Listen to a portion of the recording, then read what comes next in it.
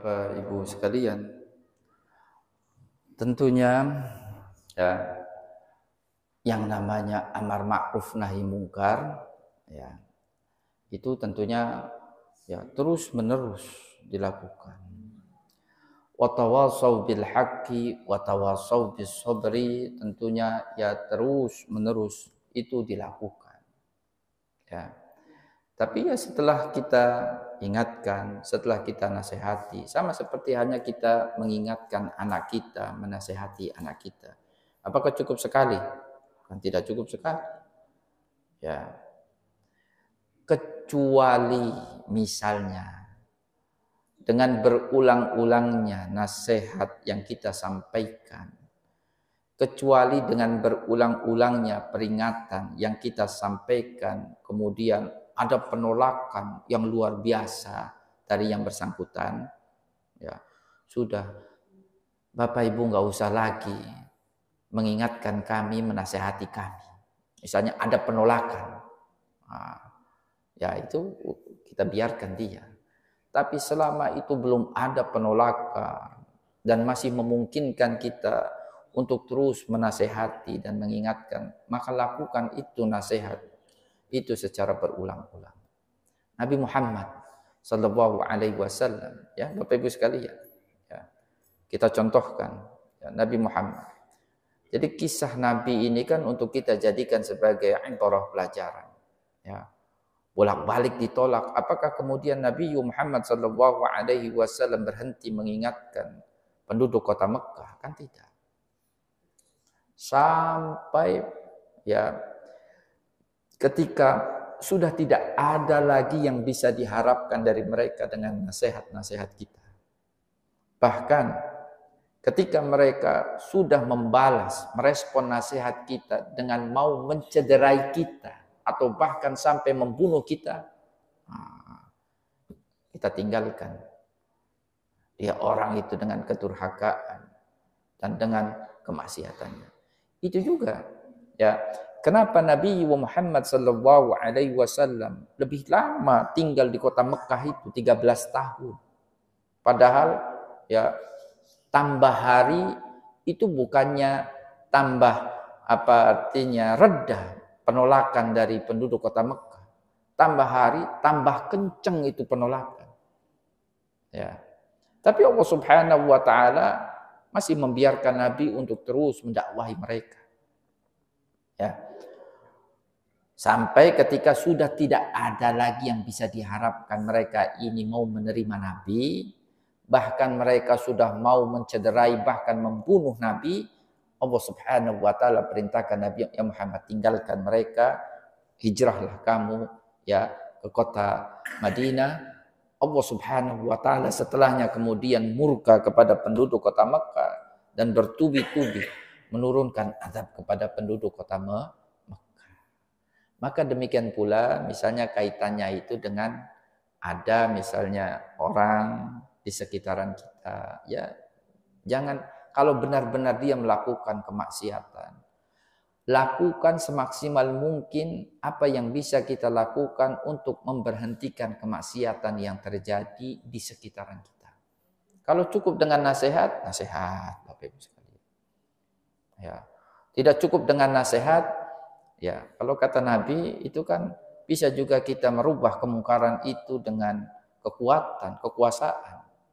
Kita main hakim sendiri karena ini adalah negara hukum, kan tidak mungkin kita lakukan. Ya kan, ada aparat dalam hal ini. Bisa kita mengadu, oh ini tidak cukup antar tetangga ini.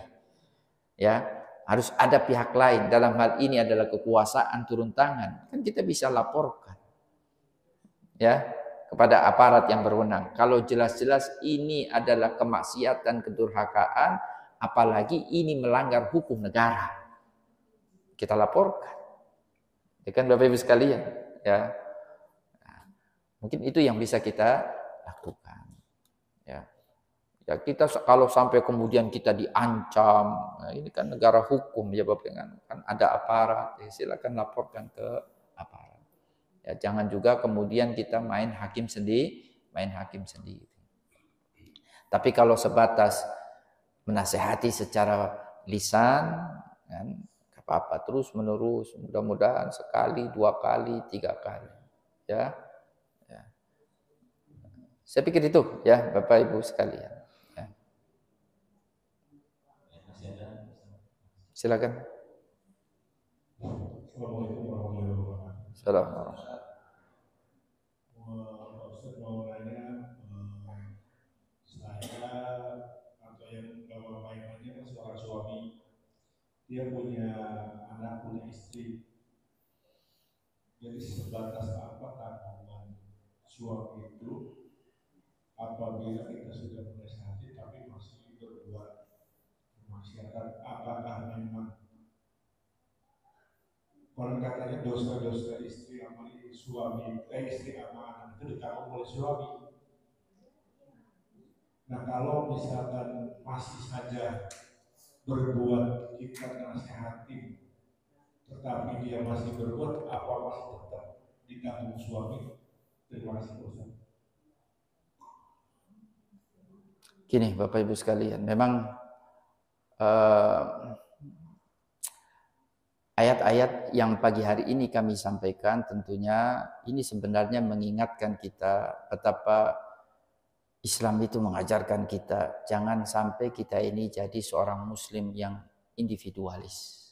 Individualis itu dalam artian ya dia tidak peduli dengan sekitarnya, tidak peduli dengan anaknya, tidak peduli dengan istrinya, tidak peduli dengan lingkungannya. Ya, itu sebenarnya ayat-ayat yang kita baca pagi hari ini mengingatkan kita untuk peduli dengan lingkungan. Walaupun ada ayat dalam Al-Quran yang saya sampaikan tadi juga. Ya urusan amal perbuatan, pertanggungjawabannya nanti di hadapan Allah ketika kita kembali kepada Allah. Itu memang urusannya masing-masing.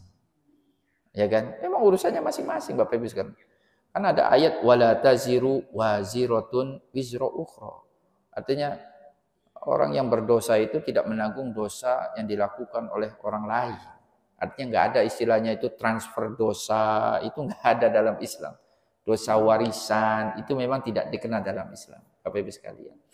Tetapi kita juga dalam hal ini terikat dengan perintah Allah.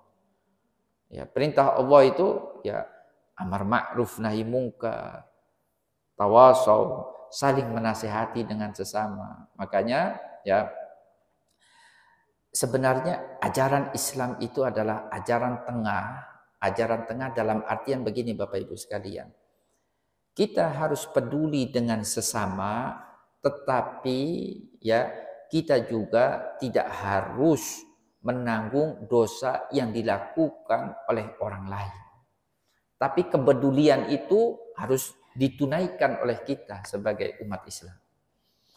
Apa bentuk kepedulian kita? Ya tadi, saling menasehati, saling mengingatkan. Jadi kalau kita punya anak, kita punya istri, sebutlah yang ditanyakan. Ya, mohon maaf, anak istri kita ternyata ya nggak bisa diatur. Ya, yang nggak bisa diatur. Banyak melakukan kemaksiatan. Apakah kita sebagai suami akan menanggung dosa, maksiat yang dilakukan oleh anak kita, oleh istri kita?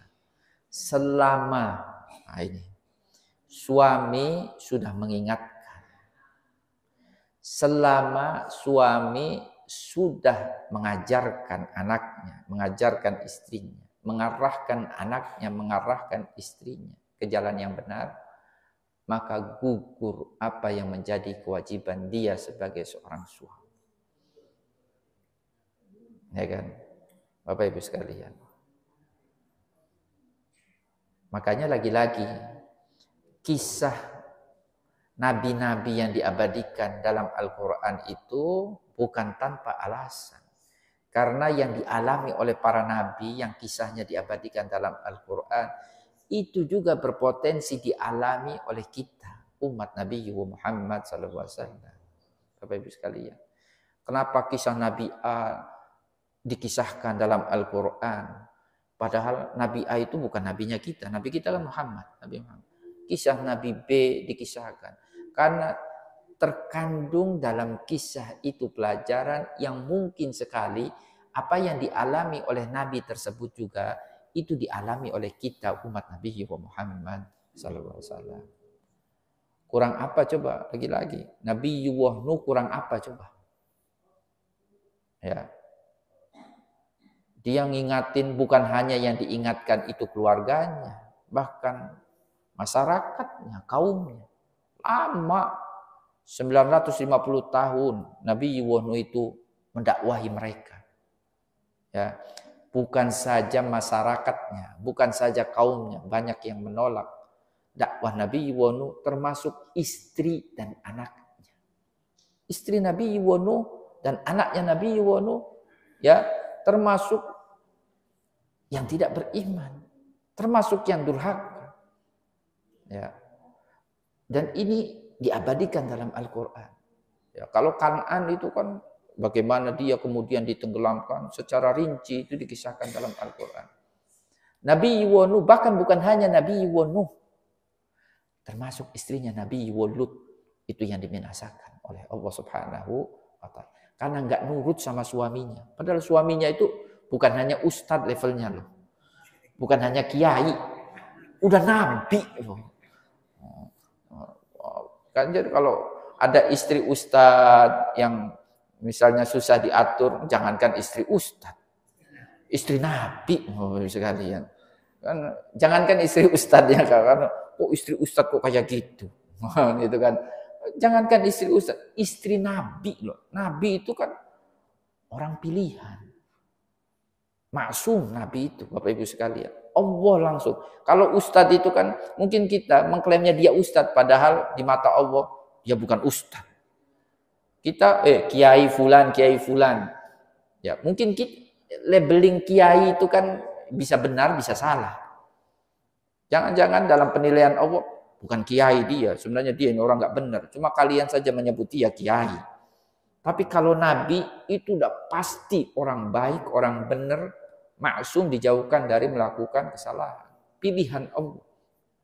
Tetapi istri Nabi, anak Nabi, apakah semuanya mereka ini adalah orang-orang baik? Tidak juga. Apakah kedurhakaan putranya Nabi Nuh, kedurhakaan istrinya Nabi Nuh dan istrinya Nabi Lut menjadikan Nabi Nuh dan Nabi Lut dalam hal ini juga harus menanggung? Tentunya tidak. Ya kan? Maka Allah selamatkan Nabi Nuh dan Nabi Lut, tetapi Allah tidak selamatkan istri mereka. Nah, ini bentuk keadilan Allah. Jadi jangan juga gimana ya? Saya ini harus menanggung dosa anak saya. Saya ini harus menanggung dosanya istri saya. Padahal saya sudah gak kurang-kurang ngingatin, nasihatin mereka. Islam gak seperti itu. Ya Bapak Ibu sekalian. Ya. Jadi saya pikir ya disinilah pentingnya ya tawasau, saling menasehati. Al-amru bil ma'ruf wan nahyu 'anil munkar. Untuk menggugurkan kepedulian kita dengan sesama. Tetapi setelah itu ya tanggung urusan masing-masing di hadapan Allah Subhanahu wa taala. Jadi jangan kemudian frustasi ya wah gimana? Kayaknya itu gagal dalam hidup ini. Ya enggak ada istilah gagal. Selama kita sudah menunaikan apa yang menjadi kewajiban kita. Ya. Saya pikir itu ya. Kalau salah tidak. Tetapi sebenarnya tidak butuh juga persaksian. Ya Allah ini kan maha menyaksikan. Allah ini maha mengetahui. Ya kan? Jadi salah saya sampai manggil saksi supaya nanti saya tidak disalahkan. Bahwasanya saya ini sudah ya enggak salah juga. Tetapi tidak harus. Tetapi ketika kita sudah menasehati ya tanpa saksi pun Allah Subhanahu wa taala menyaksikan apa yang sudah kita lakukan dalam hidup ini. Ya Bapak Ibu sekalian. Saya pikir itu. Alhamdulillah tidak ada lagi pertanyaan ya Bapak Ibu sekalian. Mudah-mudahan bermanfaat. Apa yang sama-sama kita baca dari sejumlah ayat pada pagi hari ini. Mari sama-sama kita tutup dengan membaca doa sebelum membaca kafaratul majelis. A'udzubillahi minasyaitonir rajim. Bismillahirrahmanirrahim. Alhamdulillahirabbil alamin. Hamdan yuwafi ni'amahu wa yukafi mazidah. Ya Rabbana lakal hamdu kama yanbaghi li jalali wajhikal karim wa li'azimi sultan. Subhanakallahumma la nuhsi sana'an 'alaika anta kama athnaita 'ala nafsik. Allahumma salli 'ala sayyidina Muhammadin wa 'ala ali sayyidina Muhammad kama sallaita 'ala sayyidina Ibrahim wa 'ala ali sayyidina Ibrahim fil 'alamin innaka Hamidum Majid. Allahumma arhamna bil Qur'an waj'alhu lana imaman wa nuran wa hudan wa rahmah. Allahumma zakkirna minhu ma nusina wa 'allimna minhu ma jahilna warzuqna tilawatahu ana al-laili wa atrafan nahar waj'alhu lana hujjatan ya rabbal alamin. Allahumma inna nas'aluka 'ilman nafi'a wa rizqan wasi'a wa shifaa'an min kulli da'. Rabbana atina fid dunya hasanah fil akhirati hasanah wa qina adzabannar. Subhana rabbika rabbil izzati amma yasifun wa salamun 'alal mursalin walhamdulillahi rabbil alamin. Subhanakallahumma wa bihamdika nashhadu an la ilaha illa anta nastaghfiruka wa natubu ilaik. Assalamualaikum warahmatullahi wabarakatuh.